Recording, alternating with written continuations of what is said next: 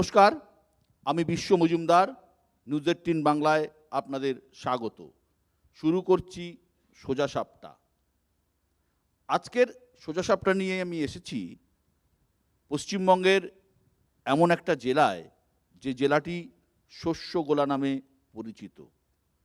গোটা পশ্চিমবঙ্গের যত জেলা আছে তার মধ্যে বর্ধমান এমন একটা জায়গা যেখানে কৃষি জমি, ধানের উৎপাদন, আলুর উৎপাদন এবং নানা রকমের শস্যের উৎপাদন পশ্চিমবঙ্গের মধ্যে সবথেকে বেশি হয়।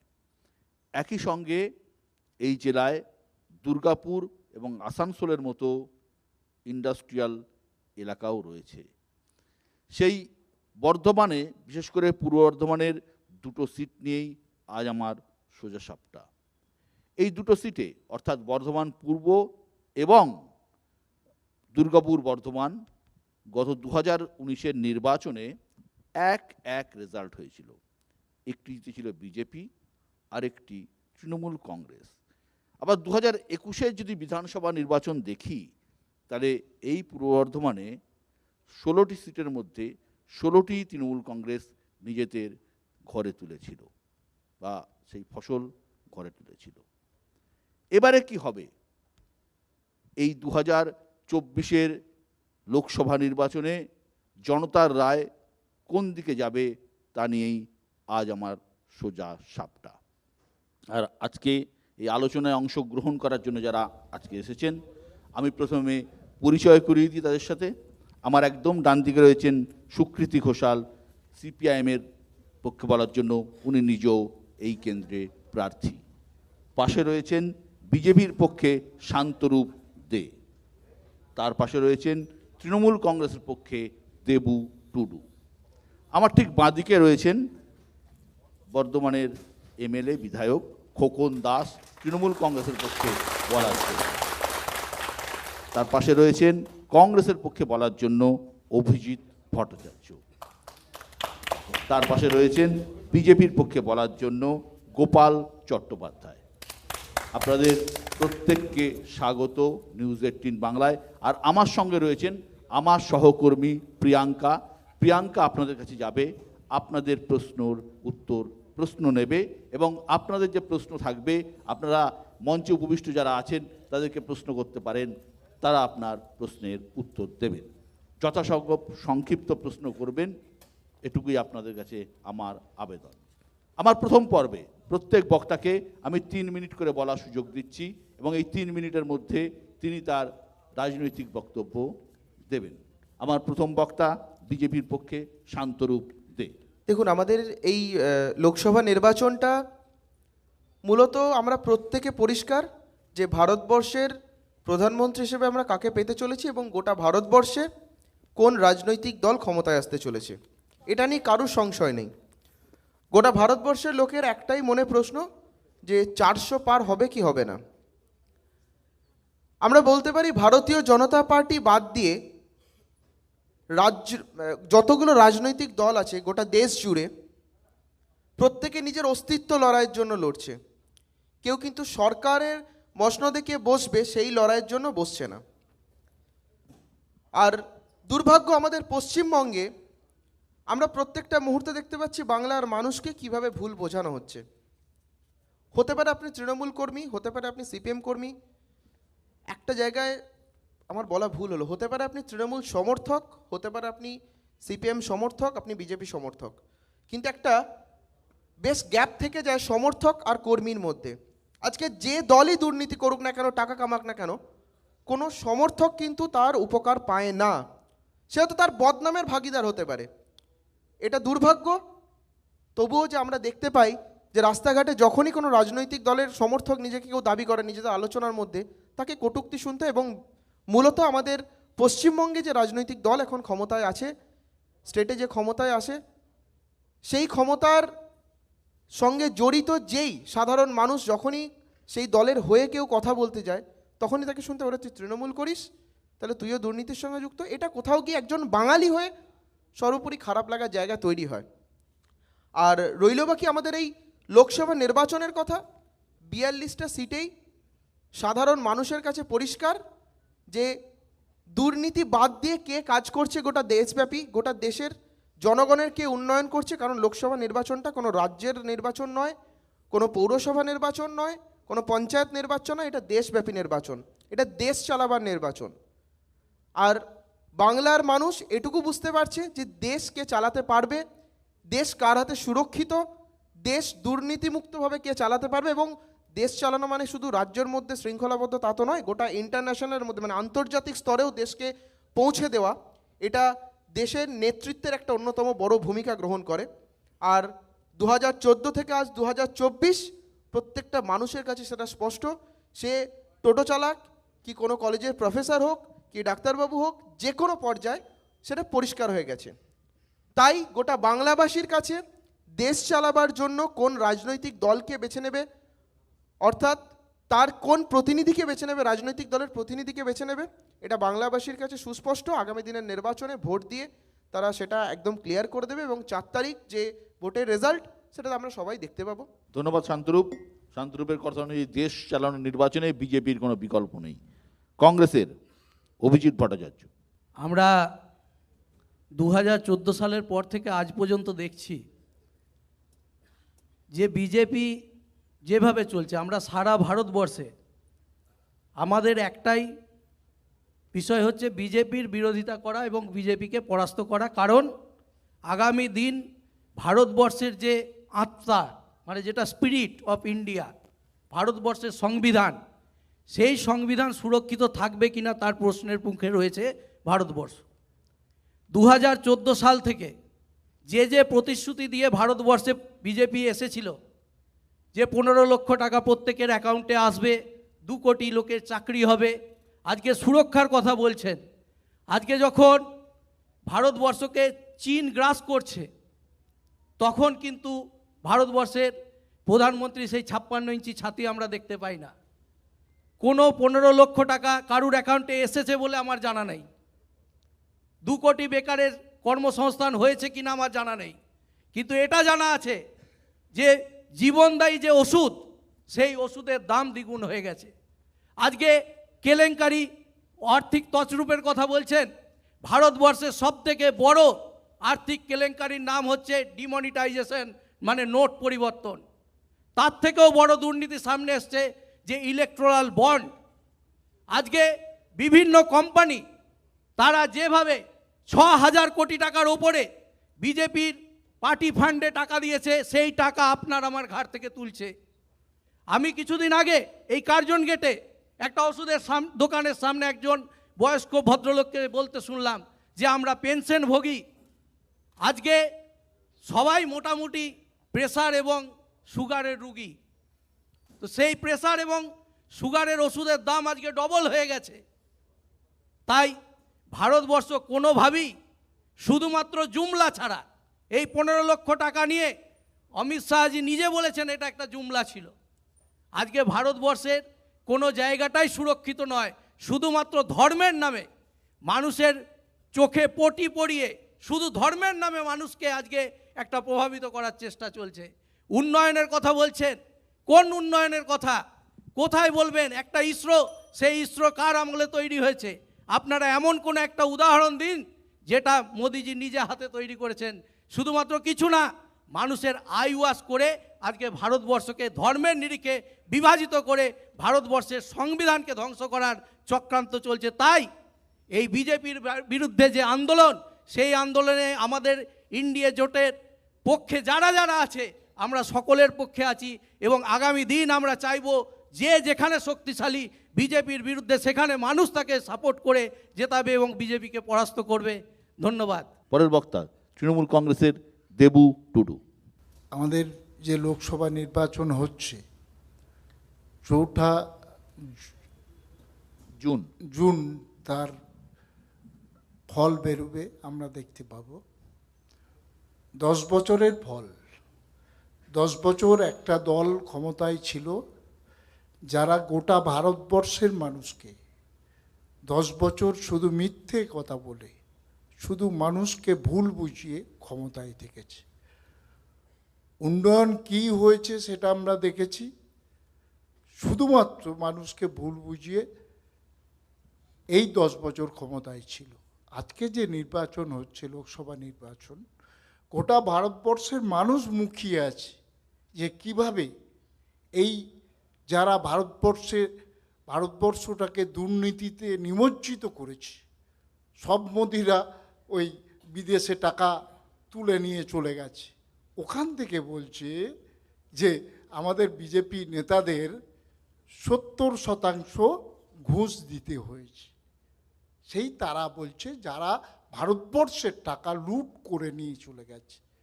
এই 10 বছর আমরা পেয়েছি ভারতবর্ষের মানুষ। আর এই নির্বাচনটা বিভিন্ন রাজ্যে বেসিসে হবে, সেখানে সমস্ত বিরোধী জোট এক জায়গায় হয়েছে, সবাই অস্তিত্বের রক্ষার লড়াই। আর আমরা যারা বাঙালি, আমাদের কাছে অধিকার যাত্রার লড়াই। এই অধিকার যাত্রায় ওই আপনার বাংলা বিরোধীদের বিসর্জন হবে, আর আমাদের বাংলা বিরোধী যারা, তাদের বিসর্জন সময়ের অপেক্ষা মাত্র।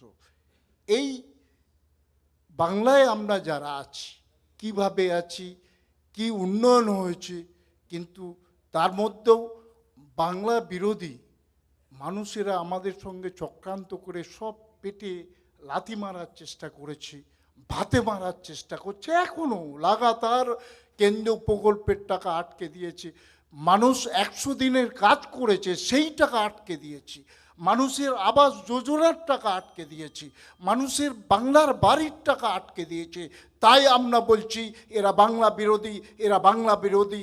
আগামী দিনে বিসর্জন হবে, বাংলার মানুষ বিসর্জন দেবে।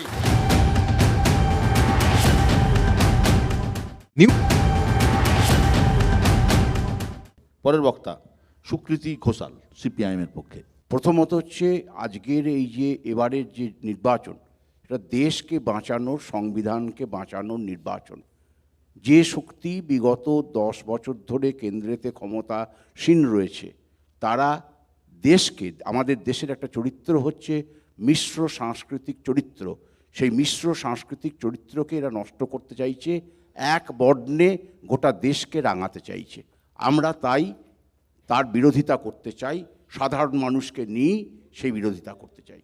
দ্বিতীয় কথা হচ্ছে যে একটা সরকার কেন্দ্রেতে 10 বছর রয়েছে, তার তো একটা স্কোর কার্ড মানুষের কাছে দিতে হবে। কি পাচ্ছি আমরা? বেকারি বিগত 45 বছরের মধ্যে সর্বোচ্চ স্তরে পৌঁছেছে। আমরা মুদ্রাস্ফীতি দেখেছি, গ্যাসের দাম 415 টাকাটা সেটা 1100 টাকা, এখন ভোটের মুখেতে 100 টাকা কমানো হয়েছে। আমরা দেখেছি শিল্প, লাভজনক শিল্পকে পর্যন্ত বন্ধ করে দেওয়ার একটা নীতি নেওয়া আছে।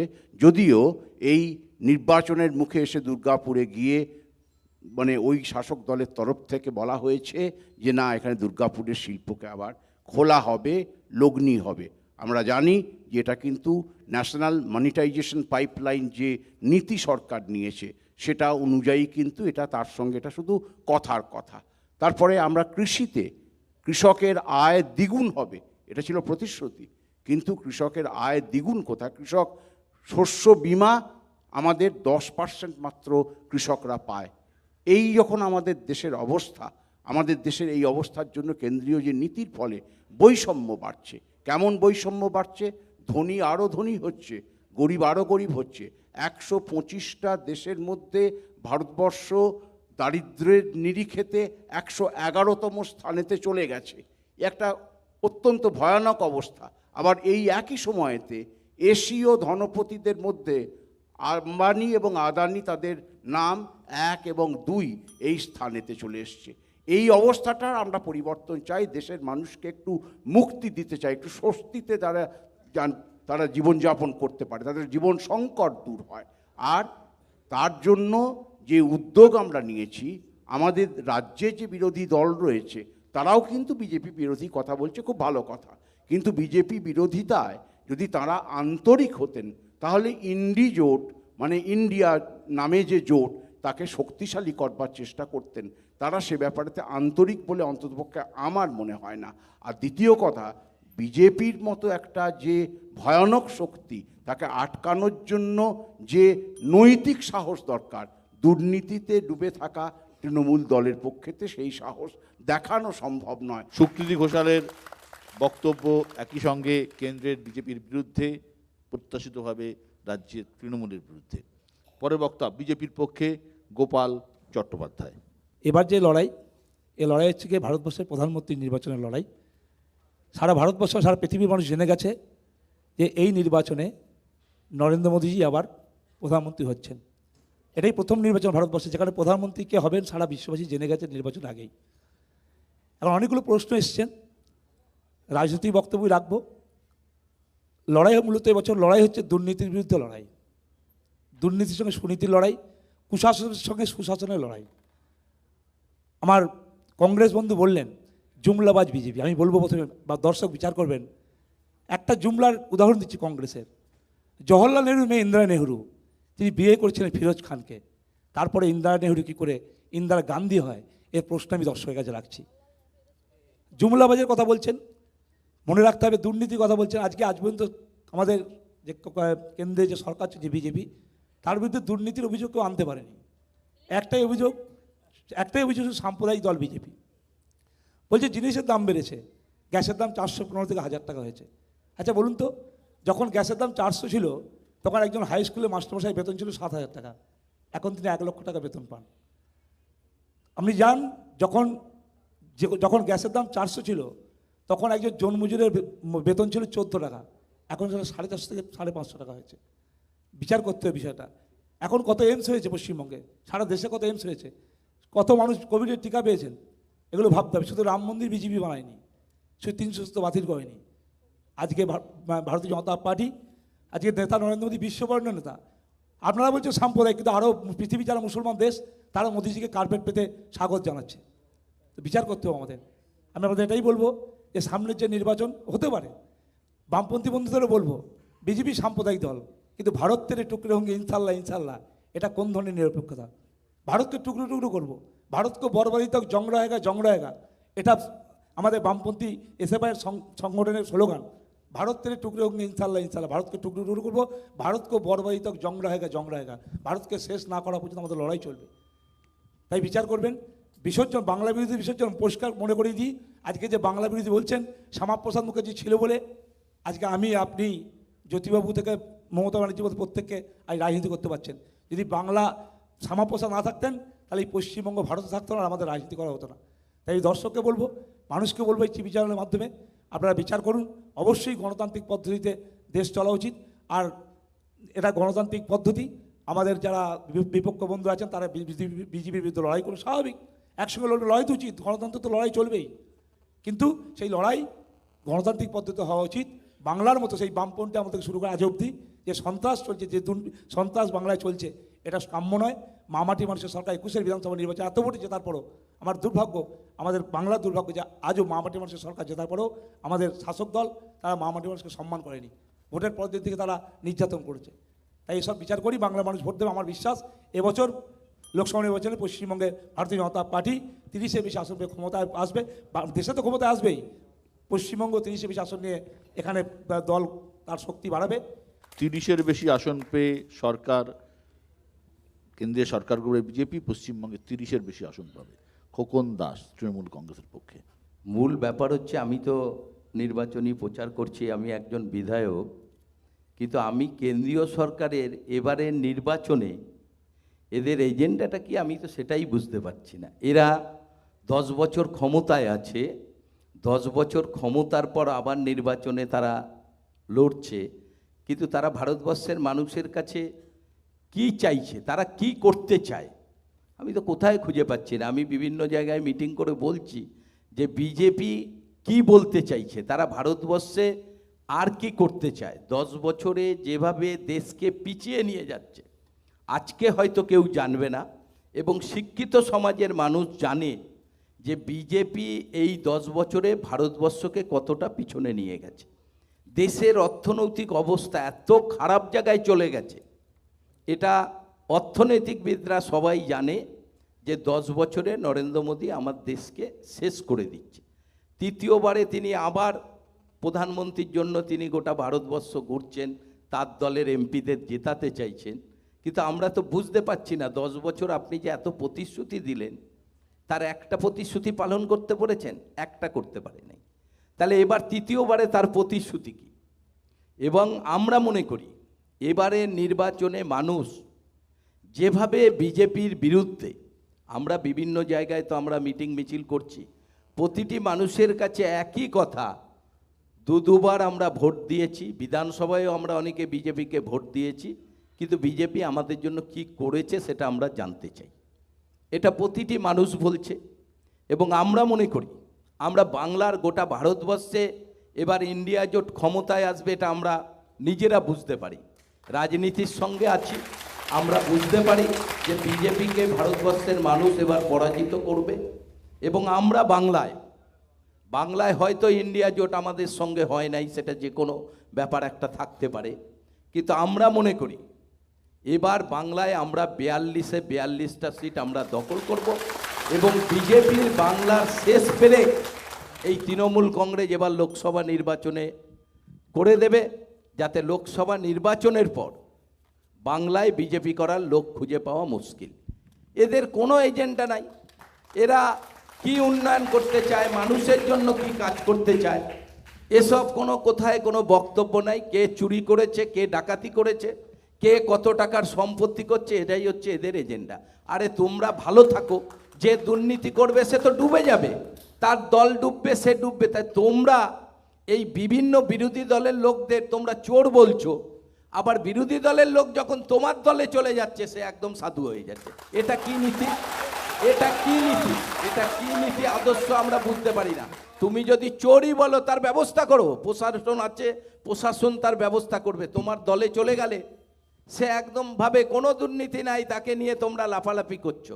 আর আমরা মনে করি আমরা বাংলায় রাজনীতি করি, আমরা বাংলায় এবার কোনোভাবে বাংলায় বিজেপি যাতে একটা সিট না পায় সেটা বাংলার মানুষই ঠিক করবে। এবং নির্বাচনে আপনারা দেখতে পাবেন এখন অনেক বড় বড় কথা বিজেপির নেতারা বলছে, সবার গেছে মাথা খারাপ হয়ে, কারণ তারা বুঝতেই পারছে না বাংলায় ভোট হচ্ছে, আমাদের পক্ষে ভোট কোথায়? কোনো পক্ষে ভোট থাকবে না বিজেপি। বিজেপির বিরুদ্ধে গোটা বাংলার মানুষ ভোট দিচ্ছে প্রতিটি জায়গায়।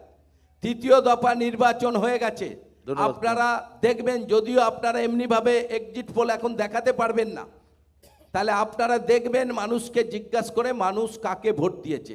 প্রতিটি মানুষ বিজেপি বিরোধী দলকেই মানুষ ভোট দিয়েছে। এবং আমাদের আশা আমরা তৃণমূল কংগ্রেস বাংলায় 42 পাবো। ধন্যবাদ। Shantarup, BJP washing machine. প্রথম কথা, আমাদের কংগ্রেসের যিনি বললেন ইসরো নিয়ে, ইন্ডি জোট নিয়ে, মানে ওরা নিজেরাই কনফিউজড, ইন্ডি জোট কী করবে নিজেরাই বুঝতে পারছে না।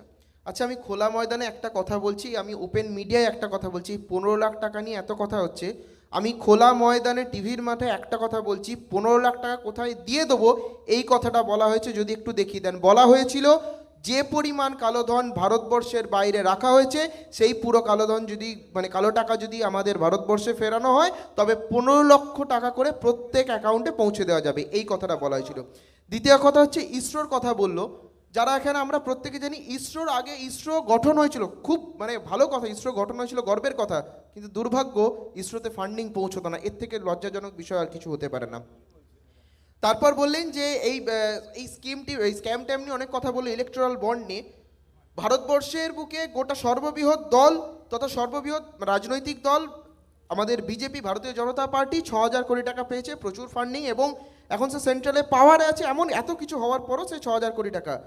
আর শুধুমাত্র একটা রাজ্যে ক্ষমতায় থেকে 1700 কোটি টাকারও ফান্ডিং আসা, 2600 কোটি টাকারও ফান্ডিং আসা যায়, এটা তৃণমূল কংগ্রেস দেখিয়ে দিয়েছে। আপনি বলুন যে এই যে উনি যে অভিযোগটা করলেন যে আপনার দলে, উনির দলে থাকলেই চোর, আপনার দলে থাকলেই সাধু, এই ওয়াশিং মেশিন তত্ত্ব, আপনি কি বলবেন?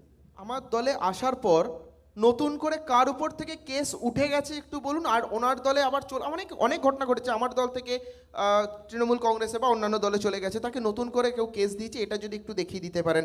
আর রইল বাকি কী উন্নয়ন হয়েছে, কী পেয়েছি, কী এজেন্ডা, বলছি ভাই এখানে যতজন আছে, আমরা বিধায়ক থেকে শুরু করে সাধারণ মানুষ প্রত্যেকে ইউপিআই ইউজ করি, প্রত্যেকে ভ্যাকসিন পেয়েছি, প্রত্যেকে আমরা জোর গলায় বলি জিডিপি এত জায়গায় চলে গেছে, প্রত্যেক এখন হাতে হাতে আইফোন চলে এসছে, এই অল্প মূল্যে আইফোন চলে আসছে, এই জায়গাগুলো তো ভারতীয় জনতা পার্টি ছাড়া সাধারণ মানুষের কি হবে? সাধারণ মানুষের কি হবে? আচ্ছা, সাধারণ মানুষের গোটা দেশ জুড়ে যে এতভাবে গোটা দেশ জুড়ে যে এত এত আমাদের শিল্পপতিরা ভারতবর্ষে আসছে, এবং শুধু বাংলাদেশ থেকে আসছে, বাংলাদেশ থেকে চলে এসছে, চীন থেকে চলে এসছে, বিভিন্ন জায়গা থেকে চলে এসছে, বোধহয় এর থেকে সাধারণ মানুষ যদি উপকৃত না হয় তাহলে সত্যি আর কিছু বলার নেই। দেবুডুডু দেখুন, ওনাদের প্রার্থী পূর্ব লোকসভা কেন্দ্রের প্রার্থী অসীম সরকারকে প্রশ্ন করা হয়েছিল যে দুর্নীতি করছেন, আপনাদের দলে গেলে সবাই ওয়াশিং মেশিনে শুদ্ধ হয়ে যাচ্ছেন। বলছে আমাদের বাবা, আমাদের রাজা, আমাদের প্রধানমন্ত্রী নরেন্দ্র মোদী সংস্পর্শে এলেই পাপ সব ধুয়ে যাবে। তো এই পাপীরা এই কথা ভাবতে পারে। দেখুন কিরকম কথা, অসীম সরকার একজন প্রার্থী বলছেন পাপ ধুয়ে যাবে বিজেপিতে গেলে। আসলে ওদের পাপে ভর্তি, সব বিরোধীরা টাকা নিয়ে পালিয়েছে, ওই আপনার লন্ডনে পালিয়েছে, সবাইকে সাহায্য করেছে সরকার, তাই তো নাকি? গোপালবাবু, সবাই তো পালিয়ে গেছে বলছেন। ভারতবর্ষ গণতান্ত্রিক দেশ, এখানে দল বদল করা, সিপিএমের সমর্থকরা তৃণমূলে এসছে বলি তৃণমূল ক্ষমতা এসছে, তাই না? তো এটা থাকবে। কিন্তু আপনি দেখান যে ভারতীয় জনতা পার্টিতে কখনো কোনো নেতার বিরুদ্ধে চোরের অভিযোগ উঠলে কেউ সেখানে বলেনি, আমরাও বাঙালি, কেউ বলেনি কোনোদিন, প্রধানমন্ত্রী বলেনি যে উনি দোষ করেন, বলেছে তদন্ত হবে, যদি দোষী হয় তার সাজা হবে। আমরা তো এটাই জানতে চাইছি। দেখুন, ইডি আর সিবিআইকে কাজে লাগিয়ে শুধুমাত্র বিজেপি বিরোধী দলদের কণ্ঠরোধ করেছে। সব থেকে বড় চোর হচ্ছে বিজেপি, সব থেকে বড় চোর। কারণ পুলওয়ামা কাণ্ডের কোনো আজ পর্যন্ত তদন্ত হয়েছে? কোনো তদন্ত হয়নি। সুপ্রিয়বাবু, এক সময় বর্ধমান ছিল লাল দুর্গ, এবারে আপনি এই এলাকায় প্রার্থী, আপনি অধ্যাপনা করেছেন, আপনার একটা পরিচিতি আছে এই এলাকায়। এই কেন্দ্রে আমরা দেখেছি গতবার বর্ধমান দুর্গাপুরে সম্ভবত 2400 ভোটে জিতেছিলেন আলুওয়ালিয়া। এবারে এই কেন্দ্রে তখন দেখেছিলাম আমরা বেশিরভাগ বাম ভোট রামে গিয়েছিল।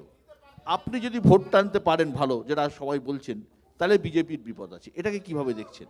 বিজেপি যে একটা ভয়ানক শক্তি, চণ্ড শক্তি, সেটা মানুষের কাছে পরিষ্কার করে যুক্তি দিয়ে প্রতিষ্ঠিত করা, এবং যে কোনো মূল্যে বিজেপিকে হারানো, তাকে আটকানো, এটা হচ্ছে আমাদের একদম প্রথম এবং একমাত্র কর্তব্য।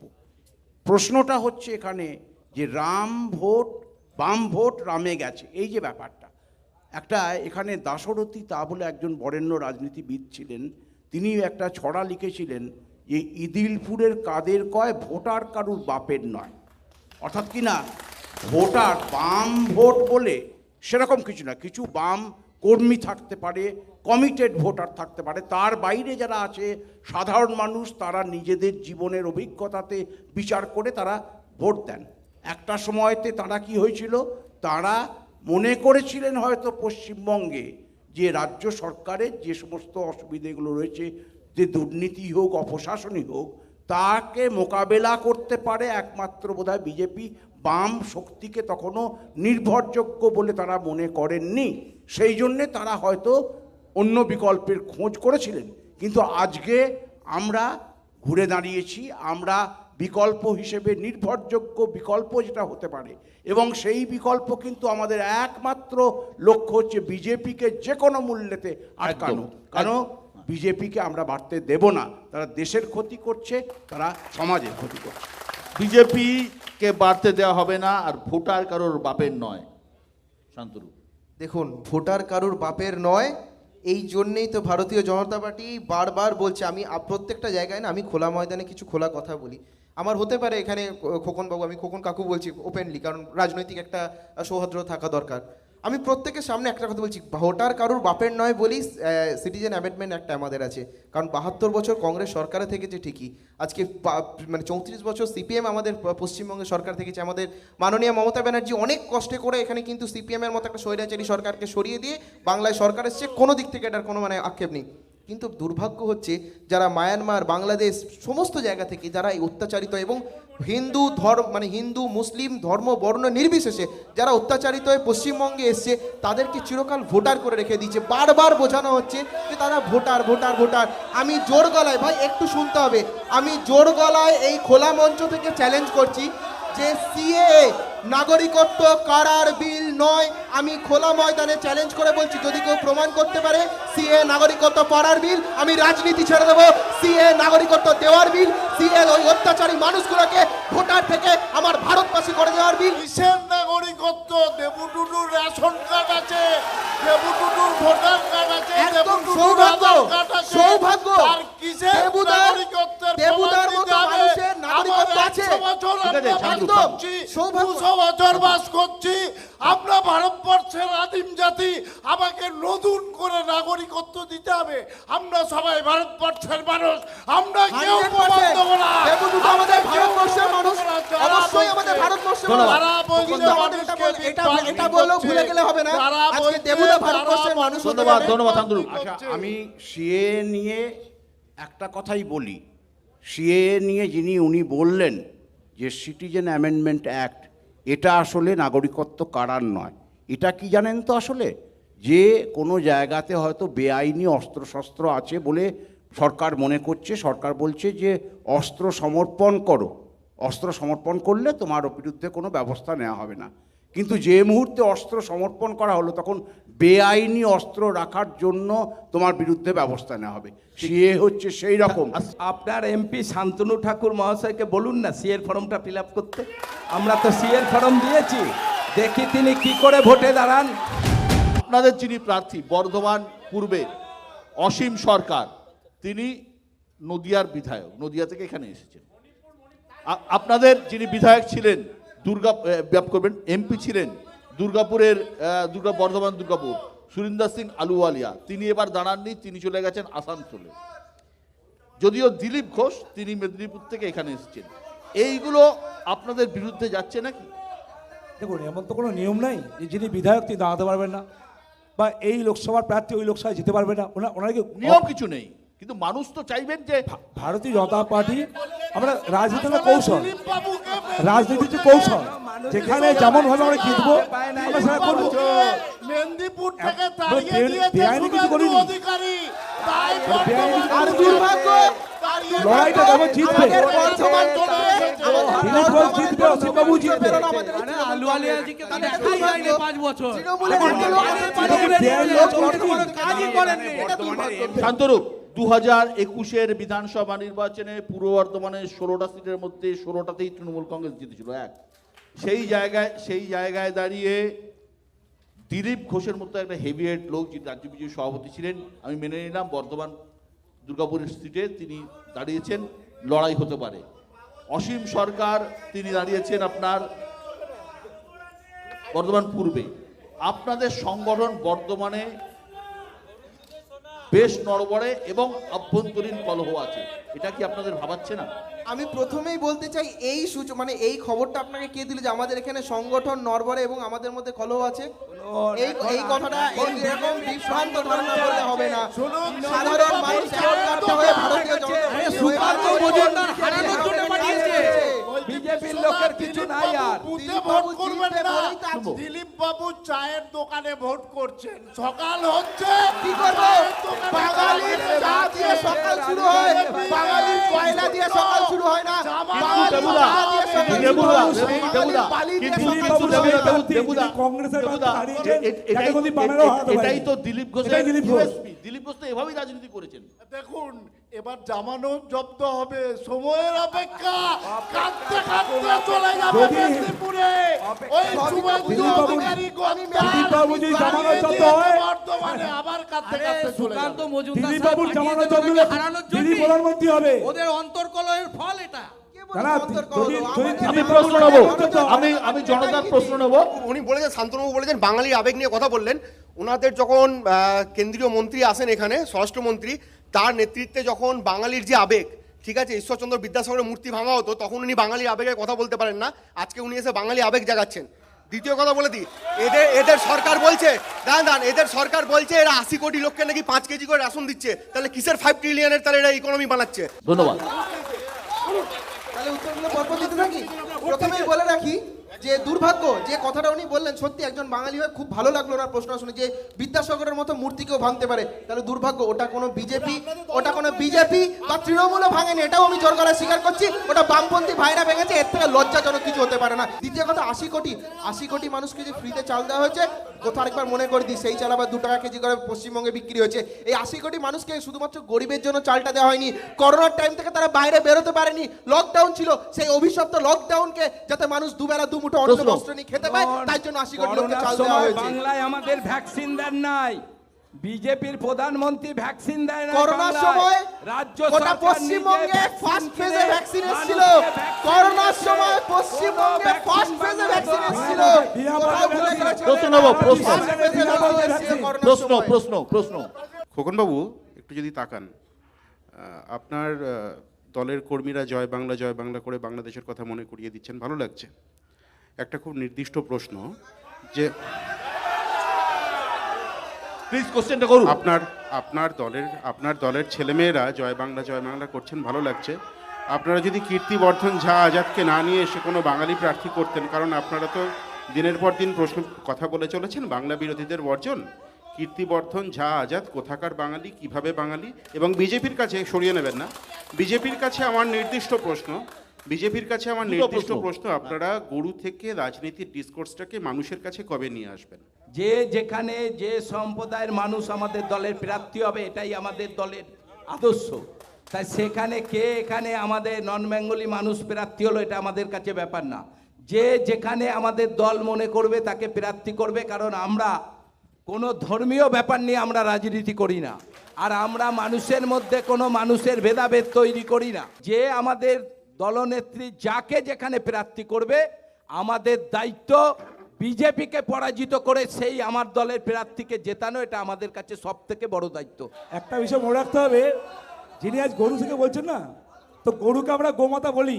হ্যাঁ, সুকৃতি বাবুর কাছে এবং বামপন্থীদের কাছে প্রশ্ন, আমরা ভুলে যাইনি সেই স্মৃতিটা, একদিকে অটল বিহারী বাজপেয়ী, একদিকে আদবানি, আর মাঝখানে জ্যোতিবাবু।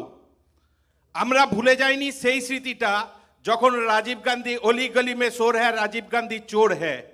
তাহলে এদের কাছে ধর্মনিরপেক্ষতার, সিপিএম এর কাছে ধর্মনিরপেক্ষতাটা শুধুই কি মেকি ক্ষমতায় টিকে থাকার জন্য?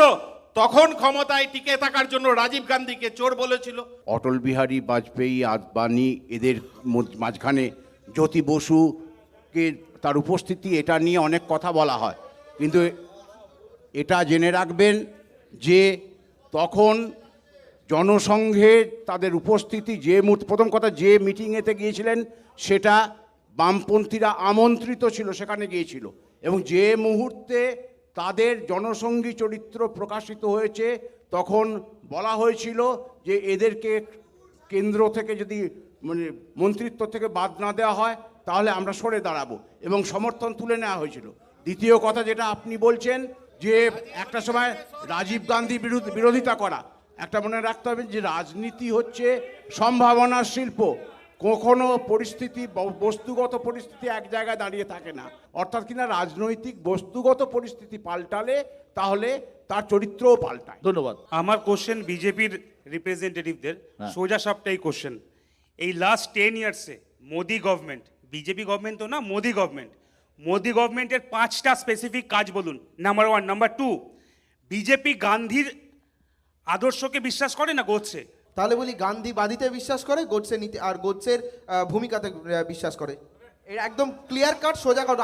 অবশ্যই উই রেসপেক্ট গান্ধী, তাই আমাদের প্রত্যেক পদক্ষেপে গান্ধীজির ফটো দেওয়া, গান্ধীজির চশমার ছবি দেওয়া থাকে, এর থেকে বড় প্রমাণ আর কিছু হয় না। আমরা কিন্তু গোডসের ফটো কোথাও দিই না। গোডসের যে হত্যা করেছিল সেই হত্যাকারী আমরা নিন্দে করছি, হত্যাটাকে আমরা করি, কিন্তু যে কারণগুলো, যে 129 পাতার কারণ দেখিয়েছিল সেই কারণকে আমরা সমর্থন করি, কিন্তু হত্যাটার আমরা নিন্দা করি। আমি সিপিএম এর পার্টির পক্ষ থেকে করছি, আমি তৃণমূল বিজেপিকে করছি। ওকে, আচ্ছা, একবার ওরা অর্জুন সিংকে গালাগাল দেয় বিজেপি, আর একবার গালাগাল দেয় তৃণমূল অর্জুন সিংকে গালাগাল দেয়। ভোট এলে এরা দেখবেন এই দিকে কেউ আছে, তারা ওই দিক করে যাচ্ছে। এই যে দুটো দলই যে এক, আমরা বলতে চাইছি যে সেটিং। আরেকটা কথা, দিল্লির মুখ্যমন্ত্রী ঝাড়খণ্ডের মুখ্যমন্ত্রীকে অ্যারেস্ট করছে, কিন্তু ওরা অভিষেক ব্যানার্জিকে চোর বলছে, তাতে ওরা অ্যারেস্ট করতে পারছে না। আরেকটা লাস্ট কথা, প্রথম প্রশ্ন যিনি করেছিলেন আমাদের এখানে মাননীয় বিধায়ক আছেন, তাকেই বলেছিল যে শুভেন্দু অধিকারী দালাল। সেটা আমরা বলিনি, সেটা তৃণমূলের মঞ্চ থেকে বলেছিল। অভিষেক বন্দ্যোপাধ্যায়ের হিম্মত আছে গোটা ভারতবর্ষে একজন বিরোধী নেতা হিসাবে বিজেপির নরেন্দ্র মোদী অমিত শাহকে চ্যালেঞ্জ করা। ক্ষমতা থাকে অভিষেক বন্দ্যোপাধ্যায়কে তারা অ্যারেস্ট করে দেখাক। তিনি বলছেন তো ক্ষমতা থাকে অভিষেক বন্দ্যোপাধ্যায়কে অ্যারেস্ট করে দেখাক। বর্ধমান জেলায় এসেছি, বর্ধমান জেলা রিলেটেড কেউ প্রশ্ন করবেন? সিপিআইএম প্রতিনিধির কাছে যে প্রশ্ন সেটা হচ্ছে, যদি আপনারা যেতেন তাহলে সিটি বাস স্ট্যান্ড নিয়ে আপনাদের কি পরিকল্পনা? টাউন সার্ভিস, বর্ধমানের বাস সার্ভিস, যোগাযোগ ব্যবস্থা, যানবাহন নিয়ে আপনাদের কি পরিকল্পনা? আর বিজেপির প্রতিনিধির কাছে আমার প্রশ্ন, আমি ধরে নিলাম তর্কের খাতিরে তৃণমূল খারাপ, আপনাদের কথা অনুযায়ী তর্কের খাতিরে ধরে নিলাম তৃণমূল খারাপ, তাহলে তৃণমূল থেকে বিতাড়িত, বর্জিত, বেরিয়ে যাওয়া লোকগুলোকে কেন আপনাদেরকে নিতে হয়? প্রথম আপনি উত্তর দিন। প্রথমে বলি, তৃণমূল থেকে বিতাড়িত বর্জিত যারা বলছেন তারা হয়তো সেই চোরের দলে হয়তো থাকতে পারছে না, তাই আসে। তার থেকেও বড় কথা, বাঙালির জন্য বাংলার প্রাণ থাকবে, তাই জন্য বিজেপিতে আসছে। চিৎকার করার কিছু নেই, এটা জনসমক্ষে প্রমাণিত। সুকৃতি বাবু, আপনার কাছে প্রশ্ন।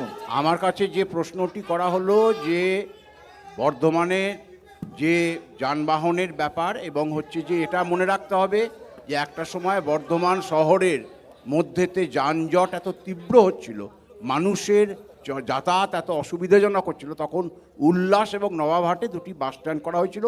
এবং বৃহত্তর যে পরিকল্পনা ছিল বলে আমরা জানি, সেটা হচ্ছে রিং রোড করা, যাতে বর্ধমানে সকলের সব জায়গার সঙ্গে সব জায়গা এই যানজটটাকে এড়িয়েও একটা মানে সকলে যাতায়াত করতে পারে। আমার প্রশ্ন বিজেপিকে, যে ওনারা যে বলেন যে বেটি বাঁচাও বেটি পড়াও, তো যেখানে আমাদের রাজ্যে ইকুয়ালিটি আছে, পুরুষ ও মহিলা সমান, তো ওনারা যেভাবে মহিলাদের অসম্মান করছেন, উন্নাও থেকে হাতরাস এবং হচ্ছে যে আপনার কুস্তিগিরা যে রাস্তায় ছিল তাদের প্রতি যে দুর্ব্যবহার করলো, তার জন্য কিছু ধন্যবাদ। গোটা দেশে গোটা বামফ্রন্টে আমলে জ্যোতিবাবু বলেছিলেন ধানতলা বামতলা তো বিরাট রাজ্য হতেই পারে, তৃণমূল আমলও একই হয়ে যায়। এতবার আমরা কখনো হাত রাজ্যপাল নিয়ে বলুন, রাজ্যপাল যেটা হলো দুদিন আগে,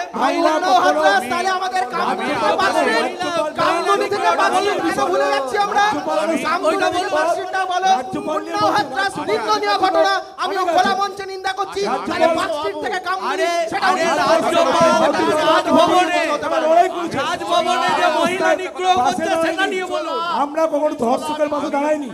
সন্দেশখালির ঘটনা সারা ভারতবর্ষ হইচই ফেলে দিল। সত্যি মানে যা হলো, মিডিয়া দেখালো, পরে একটা স্টিং অপারেশনে আরেকটা ভিডিও প্রকাশ পেলো, দেখা গেল পুরোটাই তৈরি করা হয়েছে। এটাকে আপনি কি বলবেন? একদম বিশ্বদা, আমি বলছি এটা বলছি, গোটা ভারতবর্ষের মানুষ জানে বিজেপি হচ্ছে চক্রান্তকারী, বাঙালিদের অপমান করার জন্য এই ভিডিও করেছে, বাংলার মানুষকে অসম্মান করার জন্য এই ভিডিও করেছে। আমরা বাংলা বিরোধীদের বিসর্জন চাই, আমাদের রাহুল গান্ধীর একটা নির্বাচনী সভার কথাকে বিকৃত করে প্রধানমন্ত্রী তিনি নারী শক্তি, তার জন্য তিনি প্রাণ দিয়ে দেবেন এ কথা বললেন। আপনারা 30% রিজার্ভেশন করেছেন, কিন্তু আপনাদের ক্যান্ডিডেট 16% কেন মাত্র? লোকসভা নির্বাচনে প্রার্থী কেন, মহিলা প্রার্থী কেন 16%? মহিলা প্রার্থী 16% কেন বলুন? অত্যাচার করছে, তাই আমরা নারী দাঁড় করাতেও ভয় পাচ্ছি, কারণ তারাও যাতে আমি প্রত্যেককে তৃণমূল থেকে আবেদন করছি, ওই শুভেন্দু অধিকারীর গ্রেপ্তার চাই, বাংলা বিরোধীর গ্রেপ্তার চাই, চক্রান্তকারীর গ্রেপ্তার চাই। প্রত্যেককে আমি 1 মিনিট করে সময় দেবো। বর্ধমান, দুর্গাপুর এবং বর্ধমান পূর্ব কেন্দ্রে কেন মানুষ বিজেপিকে ভোট দেবে 1 মিনিটের মধ্যে বলবেন প্লিজ। মানুষ বিজেপিকে ভোট দেবে এই জন্য যে এই লড়াই মূলত দেশের প্রধানমন্ত্রী নির্বাচনের লড়াই। এই প্রধানমন্ত্রী বিশ্ববরণ্য প্রধানমন্ত্রী, তাই তাকে নির্বাচিত করবে। পাশাপাশি দুর্নীতির বিরুদ্ধে লড়াই এবং অস্বচ্ছ প্রশাসনের বিরুদ্ধে লড়াই, গণতন্ত্র প্রশাসনের বিরুদ্ধে লড়াই। ধন্যবাদ।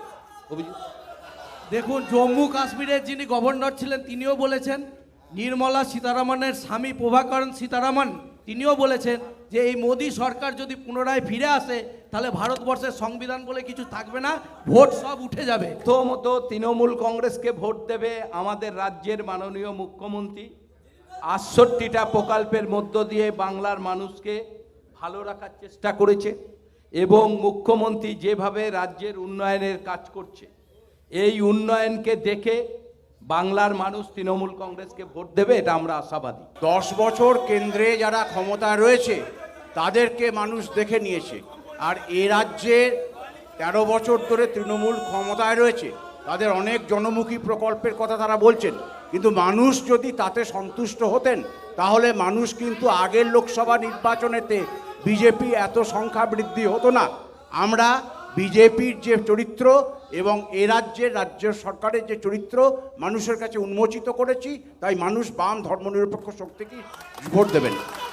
বিজেপিকে ভোট দেওয়ার অন্যতম কারণ এটা কোনো পঞ্চায়েত নির্বাচন, এটা দেশ চালাবার নির্বাচন, যার বিজেপির কোনো বিকল্প নেই, প্রথম। আর দ্বিতীয়ত আমাদের খোকনবাবু যেটা বললেন 68টা প্রকল্প মাথা মেতে নিচ্ছে, 68টা প্রকল্প বাংলায় চলছে, তারও বেশি চলতে পারে, কিন্তু সবকটাই হচ্ছে আমাদের কেন্দ্রীয় প্রকল্প। সেই প্রকল্পের সংখ্যা যেন 68 থেকে বেড়ে 168 হতে পারে, তার জন্য বিজেপিকে ভোট দেবে। বিজেপিকে ভোট দেবে কারণ দিলীপ ঘোষ দাঁড়িয়েছে, কারণ বিজেপি সাধারণ মানুষের হয়ে লড়বে, তাই বিজেপিকে ভোট দেবে। ডবল ইঞ্জিন সরকার তৈরি হবে, তাই বিজেপিকে ভোট দেবে। জাতীয়তাবাদী সরকার তৈরি হবে, তাই বিজেপিকে ভোট দেবে। দেশের জন্য মানুষ লড়বে, তাই বিজেপিকে ভোট দেবে। 10 বছরে বিজেপি বাঙালির টাকা আটকে রেখেছে, 100 দিনের কাজের টাকা আটকে রেখেছে, আপনার বাংলার আবাস যোজনার টাকা আটকেছে, বাংলার বাড়ি আটকেছে। আমরা বাংলা বিরোধীদের বিসর্জন চাই, বিসর্জন চাই, হবে বিসর্জন।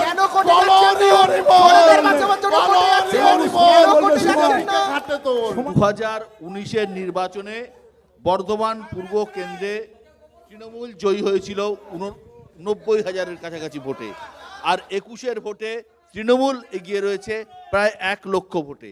আবার যদি আমি দেখি যে বর্ধমান দুর্গাপুর কেন্দ্রে 19-এ 2,439 ভোটে বিজেপি জিতেছিল, আর 21-এ তৃণমূল এগিয়ে রয়েছে 97,000 ভোটে বিধানসভা নির্বাচনের নিরিখে। সুতরাং বর্ধমান পূর্বে খেলা অনেকটাই তৃণমূলের পক্ষে আছে বলে মনে হয়। আবার বর্ধমান দুর্গাপুরে কিন্তু যেহেতু দিলীপ ঘোষ প্রার্থী, সেহেতু এইখানে অনেক কিছুই লড়াই হাড্ডাহাড্ডি হতে পারে এবং বামেরাও একটা বড় ফ্যাক্টর হতে পারে, কংগ্রেস জোট বাম জোট একটা বড় ফ্যাক্টর হতে পারে। সব মিলিয়ে আজকের অনুষ্ঠানে আপনাদের আসার জন্য অনেক অনেক ধন্যবাদ।